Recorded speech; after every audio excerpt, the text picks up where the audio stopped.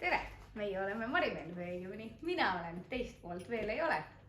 Aga kui meie pidime välja mõtlema oma kõige meeldejäävama siis mälestuse või emotsiooni Saku Lattega, siis mulle tuli kohe meelde see, et kui meie ühel aastal mõtlesime teha oma headele blogikoostööpartneritele kingitusi, siis mulle tundus selline mingi šokolaadi või tassi saatmine kulleri või smartpostiga natukene igav. Seega tuli mul natukene parem mõte.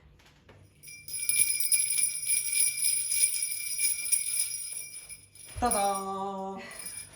Ma tahaks öelda, et võib-olla see heli ja see müts on osadele Saku Latte töötajatest väga tuttav, sest äkki teile meenub see, et kunagi ammu iidsel ajal tuli teile külla jõuluvana. Et ühesõnaga selline idee siis Leenul tuli, et meie saatsime oma kingituse otse jõuluvanaga. Jah, sest miks saata täpselt nagu sa ütlesid? Miks ka mitte? Kas sa mäletad muidu, mis see oli üldse või?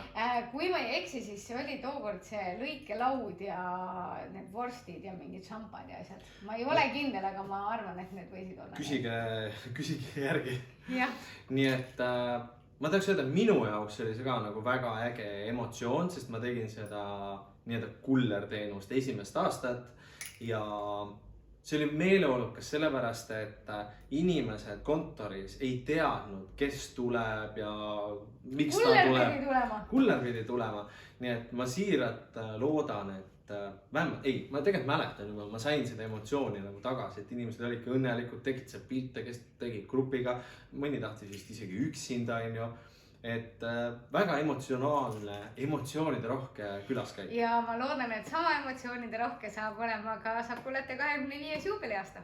Ja mis juubeliaasta? Veel 25 aastat. No vähemalt. Ja kui te head lapsed olete, kes teab, äkki tuleb ka sellel aastal jõuluvana.